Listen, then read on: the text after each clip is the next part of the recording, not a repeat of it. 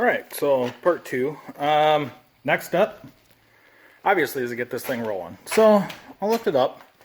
We'll do a little bit of, another walk around of the stuff that's going on the underside of this car.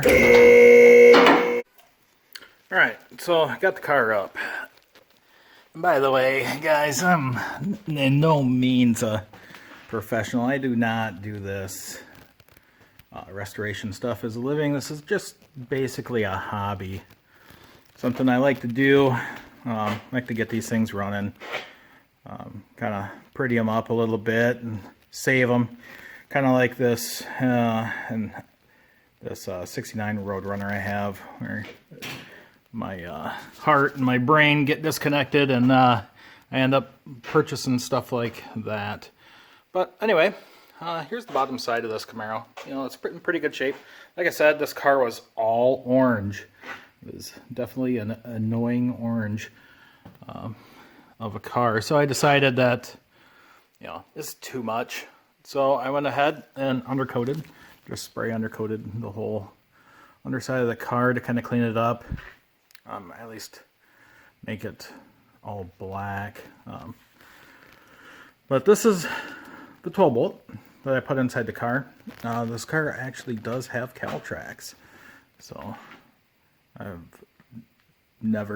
always wanted to put a set of cowl tracks on some of my leaf spring cars that I've done in the past, but just never seemed to either keep them that long or just didn't seem to have the money at the time. So I'll take the cover off in the back and we'll take a peek inside and see what was set up. So like I said, obviously we got an upgraded rear end in this thing. 373 gear. It's a Richmond gear, and oh, look at that.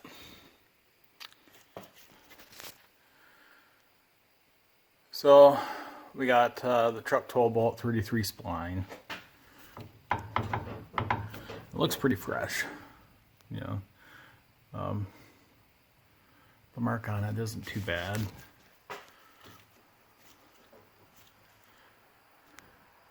Yeah, looks like it was set up pretty good. So anyway, that's the rear end. Got some Mosier axles that I was able to find.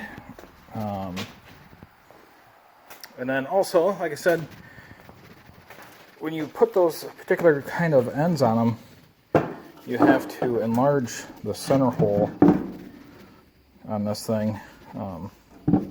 So that way you can slide the axles in and out when you need to. So these ones are just plasma cut and then just kind of ground them so that they would fit over the bearing, and you have to do that. Otherwise, you would have to press your bearing on after you put on your backing plate, and it would make the thing just a service nightmare. So if you decide that's a route that you want to go, that's the way that you have to do that. So I got one side of the backing plate, the passenger side. But yeah, these do line up. And then of course you have a keeper, a retainer, that bolts on the outside of this. And I'll show you that next.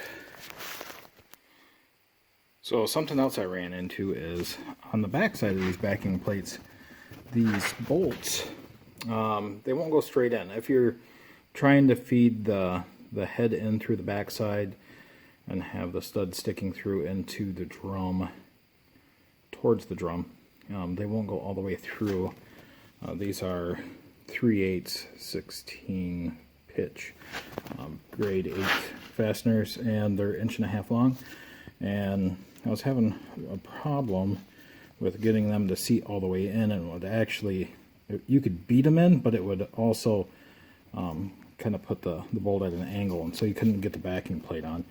So you actually have to grind a little bit more of a flat. And I remember there is some specific hardware that you can get. Sometimes it's included in the kit when you get these, but I did not obviously have that, so kind of had to create my own. So if you run into that problem, that's one way you can resolve it.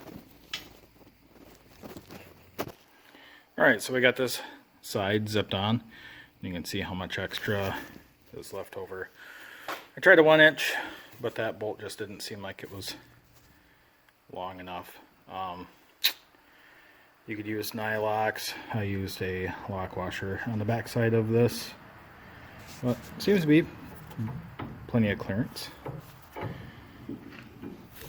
So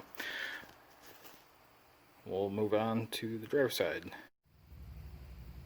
Alright, so the driver's side's in. Something else on these backing plates, you gotta pay attention. Make sure that your safety cable, brake safety cable, points forward.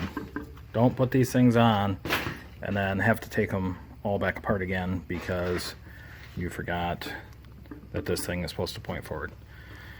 So, something else. A stroke of luck, I went through some of my spare parts and happened to find a set of cylinders, brake cylinders, that are perfect for this thing. So I'm going to put those on and I'll show that in the next video. I still got to get some parts. I've got to measure this thing up for a drive shaft. I got to make a transmission cross member for this thing because of the engine setback, and also lowering the engine. Need to make sure that it has the proper U-joint angles. So that will be in the next video. Thanks for watching. If you want to follow along in the progress, make sure you subscribe. Thanks.